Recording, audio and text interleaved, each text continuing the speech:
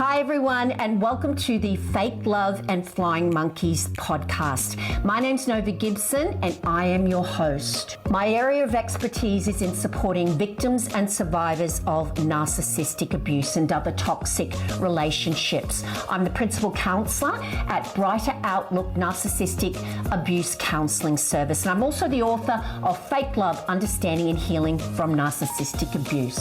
In this podcast, we're going to be talking about everything from the initial pink cloud you find yourself on at the start through to the horrific discard and the powerful trauma bond that keeps you hooked. So take your imaginary seat on the roller coaster that is narcissistic abuse, and don't forget to subscribe to this podcast so you never miss an episode of Fake Love and Flying Monkeys. Hi everyone, and welcome to another episode of Fake Love and Flying Monkeys. Why do narcissists bother getting married? They can't be loyal. It's boring for them having to go through the same mundane routine that happens when you have a family. Well, mundane for them. They are going to be pinned down to the one person, and that's impossible for them. Why do they bother signing on that dotted line that in sickness and in health, they are going to be by your side forever? Now, the reason I really wanted to address this topic is because so many of my counseling clients fear that something really is wrong with them if the narcissist goes on to marry the next target. And guys, that's what they are. They are another target. They are another source of narcissistic supply. They are someone who has not yet been abused. So let's just look at that scenario for now, because it is such a traumatic thought for a victim who has been conditioned to believe that everything that went wrong in the relationship is their fault. And then the narcissist goes on to marry the next person. This solidifies in their mind that something really must have been wrong with them. And of course, if that's something the victim was wanting and the narcissist knew that, it becomes even more traumatic because you wanted to settle down with this person. You thought you were going to be with them forever, and they dumped you in the most horrific way, and then they move on like you never existed, and they're marrying the next person. So let me make it clear. Narcissists marry because it's convenient for them at the time. Someone has come along at the perfect time in the narcissist's life. They're in the right proximity. The narcissist has decided that, yes, I better pin a primary source down for whatever reason. The new target has more money. They're needing to project that kind of image out to the world that they're a married man or a woman. It's just another role that they are taking on. So when the narcissist asks that next target to marry them, it's got nothing to do with love, and it's got everything to do with meeting the narcissist's needs. So you might be asking yourself the very logical question, which goes something like this: why would that meet the narcissist's needs? How could getting married be something they would prioritize as being beneficial to them? And what you've got to remember is that the narcissist never does anything for anyone else but themselves. Everything they seem to do for another person has strings attached. Every relationship is transactional, and that means the partner that they marry. So let's look at some reasons why the narcissist says that you are the one and they want to spend the rest of their life with you and they want to prove it by marrying you. Well, of course, reputation and image are a huge reason why a narcissist would ask someone to marry them. They need to settle down for some reason at that time. Perhaps all their friends are doing it. Perhaps they need to put that image out in their workplace that they're a family person, and all their colleagues, are taking their spouse to work engagements, and all their work colleagues have children and they want to fit in. Remember, the narcissist is a chameleon. They change masks and they change victims. They are the only things they change in their life.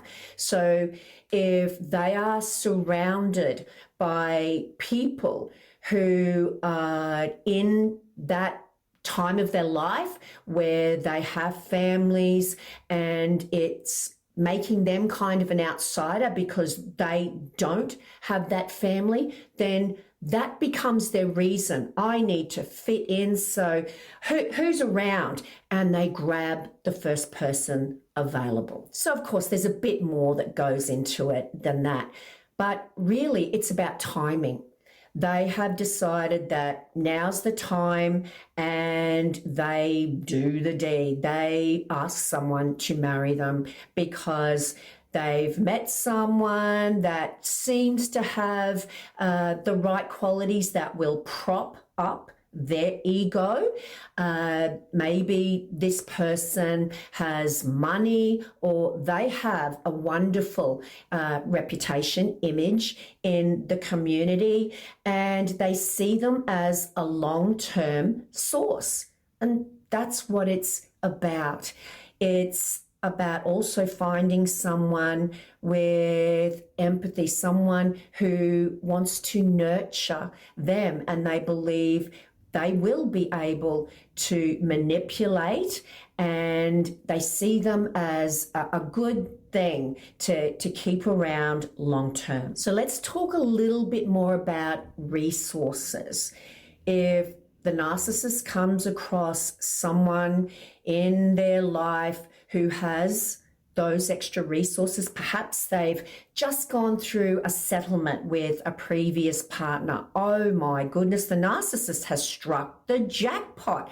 They have found someone who is, in their words, loaded up with money because there's been a property settlement and they're onto a good thing here. So that is an opportunity for them to take advantage of someone's life savings, basically, because a property settlement is something that an individual needs to be able to secure their future. But of course, the narcissist sees all this money coming in one hit, and why wouldn't they take advantage of it? So that's such a textbook thing to happen, and I'm sure it's happened to many of you listening out there today, where you did go through a horrific breakup, or maybe not a horrific breakup, but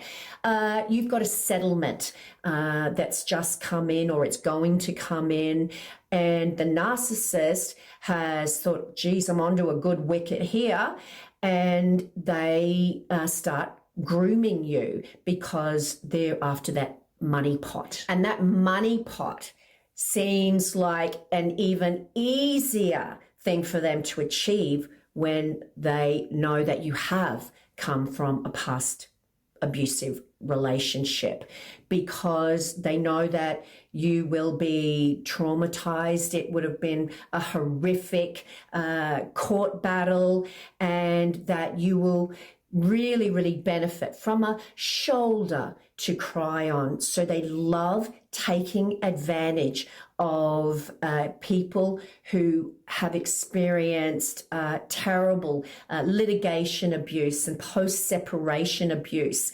And then finally, you know, they get to be able to move on with their life, with their settlement, but it becomes so much easier for them when they are helping, in inverted commas, that very traumatized individual to get through the court process. And it catches that individual off guard. They're looking for someone to make them feel better.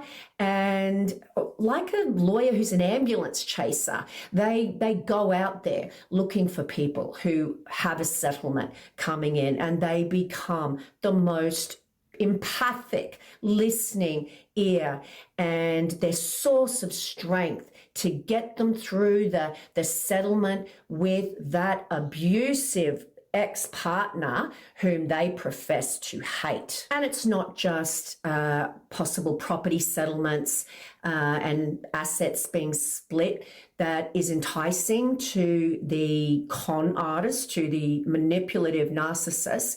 It can also be that they are professing to you that they have been ripped off by their ex. They gave their ex everything in a settlement, and or they're doing the right thing. They're being a compassionate, kind ex-partner by just saying, you know, I let them have it.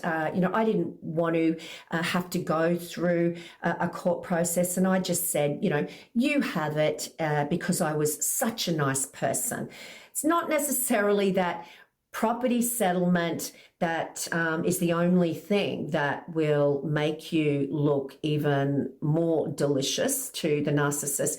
But if you've got that home and you've got a good job with a good income coming in, and they've got nothing because they've lost everything, and they call on your sympathy and they use their empathy, or your empathy, I should say, as a weapon against you. So here they are singing their sob story to you, telling you that their ex-partner took them to the cleaners and that they were just a gold digger, but they took everything from them, a gold digger, even though they were with them for 20 years and had 4 kids to them, etc. I love how narcissists use the word gold digger to refer to their ex-spouse. But anyway, they've sung their sob story to you, and you feel sorry for them, and they're love bombing you, and they enmesh with you so quickly.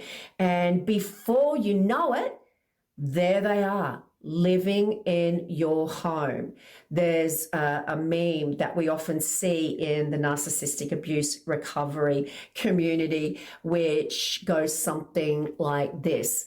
No one falls in love faster than the narcissist who needs somewhere to live. So there they are in your home, and your head is still spinning from the love bombing. You can't think straight. It's all such a whirlwind. It's all going so fast, and you get talked into it. It might be against your better judgment normally, but here they are, living in your home.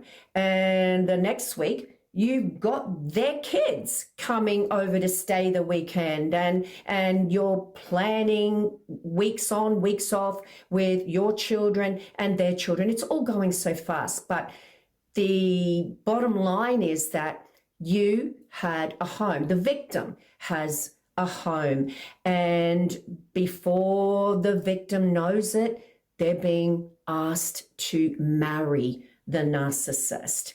And these resources that you have as the victim are another huge reason that the narcissist will ask you to marry them.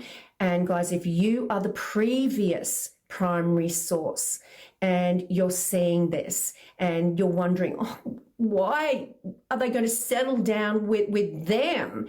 And you see them moving in quicker than flash with their next target, then take that as a big sign that there's nothing wrong with you and they're using this next person. But yes, if you've got resources, if you've got a really good income coming in, then of course they're going to take advantage of you.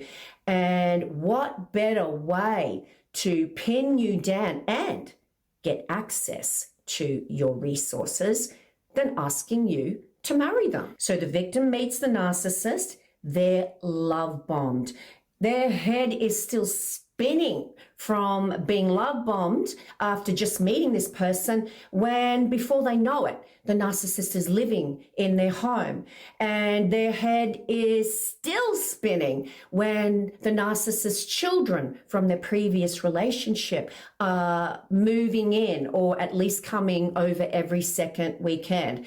Still a bit of a spin going on when the narcissist starts talking about having joint bank accounts and not hiding anything from each other, which means them being able to know exactly what you're spending money on, what you're doing, and getting an idea of where all the money's going in the home. And of course, starting to control those resources. And just when you thought your head couldn't spin any faster, there they are with the ring, or maybe not a ring.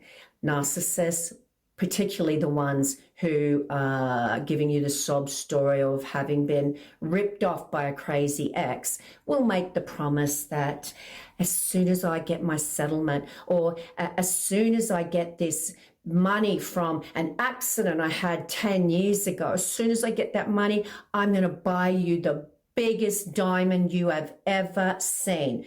It might just be the promise of a ring. But regardless, here they are. Your head is really just going around like the exorcist at the moment, and they're asking you to marry them. The resources, as in a previous settlement, your professional income, maybe your home, the fact that you own your own home, these are really good long-term investments as far as the narcissist is concerned. And who cares if the relationship breaks down, because they're going to do all this work around the house, and they're going to get you to sign things over if they can possibly do that. And basically, they're banking on the fact that they'll be able to take half your assets, or at least a good portion of your assets, when they discard you. So in that scenario, getting married is an investment. Not an investment in a family filled with love that they want to nurture for eternity, but an investment in them and them only. They're securing their future because they are going to take you to the cleaners, something they professed to have had happened to them. They will do the very thing they said that was done to them if things don't work out, which they never do, of course, because the narcissist starts to abuse you. They love bomb you. The love bombing is not sustainable because it has to be all about them. But they're looking long term, and the victim who has resources is a long-term investment, and they're banking on getting those resources from you, like someone, a normal person, would put their money into superannuation. It's a retirement fund when they get married to someone who has assets of their own. So why else does the narcissist get married? Well, to have children. Not that a narcissist particularly cares about getting someone pregnant or seducing a male victim to get them pregnant if they're not married. That certainly happens all the time. But if they're wanting that image and they've found the right victim to pin down, it's about having children much of the time because they have a permanent connection to you, which is going to make it easier for them to take all your money and your assets. And of course, your child, who is going to be the most important thing in your world, is going to be a constant source of narcissistic supply to them as they use their own child as a weapon to hurt you. Now, another question relating to that particular scenario that you might have would be, well, why would they get married to have children if they're after the resources when children cost a lot of money? They're not just something that is free and that you don't have to look after, like a plant that you can let die. So, why would they want to have children when they get married? And the answer to that question is that they don't think about the money all the time. You've got to look at what is important to a narcissist, and money is not always the number one objective, and they get potent supply when they share a child with someone, and the supply that they do get in being able to use that child, regardless of how much it hurts their child, the supply they get in having that permanent connection to their victim sometimes outweighs all of the money it costs to raise that child, not to mention the supply they get by having that image in society, of playing that part, of that role of being the perfect mother or father, the perfect family person. And of course, especially when the children are very little, they have a permanent source of supply from them, and their child in every way, shape and form is their property. They own this one. They share DNA with this human being, and therefore they will call on the debt to their child for the rest of that child's life. They'll call on the debt for being born, and of course that debt will never be paid in full. It's about having another permanent source when they have a child. So yes, many narcissists get married simply to play that role. It is a role that they can extract a lifetime of supply from. You think about it. They get married, they've got a permanent punching bag at home through their husband or wife. They have children. That becomes their property for the rest of their life. When they discard their victim, when they remain in a permanent relationship with them, or when they don't and they move onto another official relationship, they get to use their children as a weapon. The children become collateral damage in their quest to punish you for being able to live without them, and they seek to destroy the bond between you and your children through punishing you. And of course, they love to triangulate their own children. If you've got more than one child, they'll set them up with roles. One child will be the scapegoat child, another child will be the golden child, and they will make sure that you are hurting because your children are fighting it out to be loved by that toxic parent. You can see what's going on and you're powerless to stop it. So for those of you who are married to a narcissist, or you were, you will know they don't love their children, because love and abuse don't go hand in hand. Anything you think is love are simply the breadcrumbs to deflect from the abuse.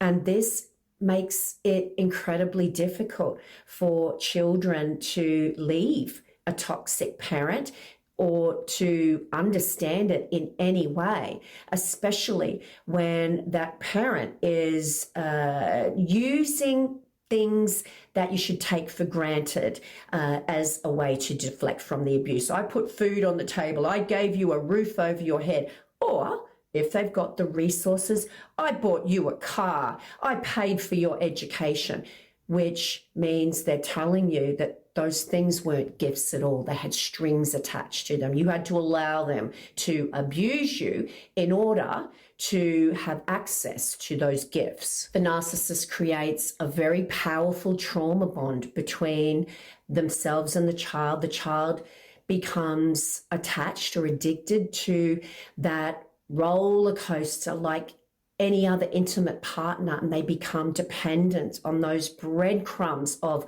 what they deem as love because the abuse feels so bad.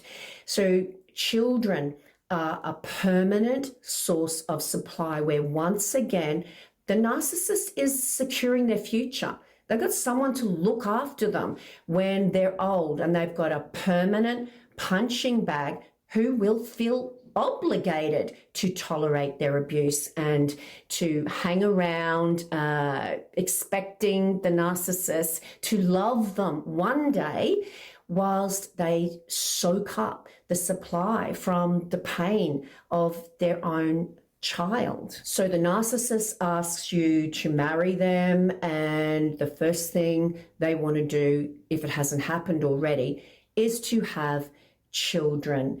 So what does that mean for you as the victim? Of course, many of you will think, that's a wonderful thing. Wow, they want to share a child with me, because that's a special thing for you that you would only want to do with someone that you have an incredible love for, and that, of course, you want to spend the rest of your life with. So you say, yes, let's have a child together. But the reality is that if you're the female victim of a male narcissist, you're nothing but a fallopian tube. You are a conduit to a child, and they want to knock you up, so they've got a permanent connection to you, and they've got property that they can claim a stake on, which is a win-win for them because they get to use their own property to abuse you forever. To a male narcissist, to a female narcissist, you are being the man, if it's a heterosexual relationship, being the man, you're a sperm donor. And of course, that's how they'll describe you. You're a sperm donor who enabled them to make their own property, which they then will claim a stake on, and that child will be objectified and used as a weapon against their male victim, who of course will love their child and will be put through torture for as long as the narcissist can string it out. So there you go. You're a woman, you're a fallopian tube, you're a uterus. If you're a man, you're a sperm donor. And literally, I know how terrible that sounds, but literally you are a means to an end, and that end that they so desire is to have that child not to love, but to use and abuse. And of course, as I referred to earlier in this episode, the narcissist marries that next target to hurt you. Yes, they're aware that that is something that is going to cause you immense pain, and it's going to confuse you because perhaps they knew it was something that you wanted. Maybe they promised you that sooner or later it was going to happen. They were just waiting for the right time. In other words, they're future faking with you, which means they've been implying a long-term future with you, which means marriage to a lot of people. That future faking might entail them looking at other married couples and saying things like, oh, I can't wait to settle down with you. They imply that it's something that is on their wish list, and there they are doing it with the next person. How does that make you feel? So before I go on any further, guys, I counsel people in narcissistic abuse worldwide online. And if you would like to have a counseling session with me, I am a professional counselor. Just see my website link in the description, and I would love to be able to support you. But getting back to why the narcissist gets married in terms of wanting to punish you. If you've been in a relationship with a narcissist and you've watched them move on and ask the next person to marry them, and it's something that you thought was on the cards for you, you are going to know how painful that was. And that's the idea. They asked the next person, probably for other reasons, including they came along at the right time, but they love to punish you. They know how much it will hurt you because they set it up that way. They made you believe that everything that happened in this relationship that was problematic or seemed to be toxic, it was your fault. Of course, they were never accountable, never responsible, and always deflecting onto you. You were the problem. They leave you in a world of hurt when they discard you in the most horrific way, and they move on like you never existed. After the abuse has escalated towards the end because they've got a new supply lined up, they leave you in a world of hurt that you're marinating in. They've made you all these promises, and they ask the next person to marry them. And this hurts, and they know it. They know you will be watching. So, guys, if this is you, please don't think that if they ask the next person to marry them, that person is any better than you. Any future target, for that matter, is better than you. They are simply another person that's shiny new toy that hasn't yet been abused. Now, the reason that you think that it might be you may have been the reason that this relationship ended. The reason you think that, especially when they're marrying someone else, is because they blamed you for the abuse. And you think to yourself, well, what if that person is not as messed up as me? And clearly, it seems, they're not, because they're marrying them. What's wrong with me? I really must be messed up if they wanted to marry that one, and I have all of these issues and they seem so happy. What's wrong with me? If that's you, then stop. The narcissist does not love anyone, and they do not get married for love. They don't have children out of love. Everything they do is about a self-serving reason to have their ego topped up. And they marry because it's the right time, and they need something for themselves. They want to create an air of normalcy in their community. Yes, I'm just like everyone else. I'm a married man. I'm a married woman. This normalcy makes them fit in like a chameleon into their surroundings. It secures a permanent source of supply. They've got someone whom they can devalue in so many ways through financial abuse, through cheating on that partner, through the children. There is just a smorgasbord that they receive when they pin down a primary source. And that's all they're doing when they ask someone to marry them. They don't marry out of love. They marry out of a self-serving need to use someone else and the reputation or the role they play in society. They use those things as something that keeps that false mask alive. Now, many of you, if not the majority of you, are going to be the person, the narcissist, married. And if you're thinking about all the reasons that I've spoken about in this episode and you're feeling even more worthless, I want you to reframe.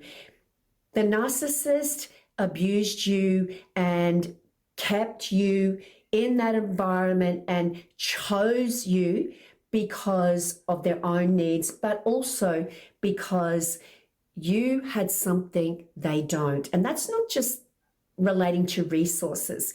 You had empathy. You would look after them because you had that nurturing side. And staying with a narcissist in a marriage or being asked to marry a narcissist, just like missing out on a marriage to one, does not mean that there was something wrong with you. If you're the one that did marry them, that also doesn't mean that there's anything weak or wrong with you. In fact, the opposite. They've chosen you because, yes, it was the right time to pin someone down, but you have all of the nurturing qualities that they saw as a good thing to be in a permanent relationship with. And victims stay in marriages with a toxic narcissist, sometimes for 10, 20, 30 or more years. And this, again, has nothing to do with a lack of intelligence or weakness, but more to do with the extent of the abuse and the fact that, you know, because maybe there are children and financial issues where they don't have access to resources. And of course, the trauma is going to be even more compounded the longer they stay with their abuser. And therefore, they're going to feel like it's even more impossible to leave their abuser. So there you go. Narcissists do everything for themselves. There is nothing they do in life where they consider the needs of someone else. Everything they do is thought out in terms of what will I benefit from doing this. So yes, if you are thinking that the person they married after you've been discarded is better than you, please stop. They are not better than you. They are just the person that came along at the wrong time. And if you did marry them, that too does not mean that there was something wrong with you. It simply means that you came along, unfortunately, at the wrong time, but you may have your beautiful children as a result of that. But you had all the qualities that they saw or viewed as being the nurturing qualities that make a good marriage that everyone will look on favorably. And that brings us to the end of another Fake Love and Flying Monkeys episode. Guys, marriage is something that we as normal people do because we have found someone we love, and that love is reciprocated. Normal, non-conditional, unconditional love. And whether something happens down the track, in the beginning, it's about love. For a narcissist, it's a means to an end.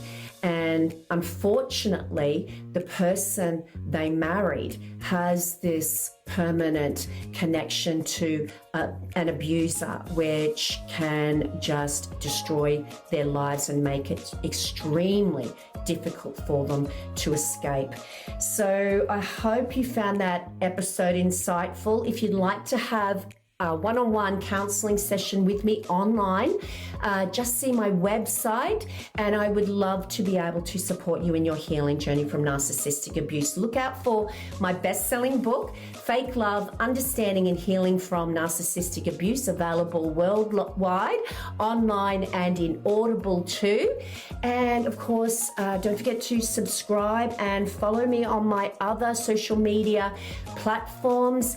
And if you're wondering what you can do to support this podcast, the best thing you can do is to, of course, give it a rating and a review to help it with the algorithm. You have no idea how much that helps.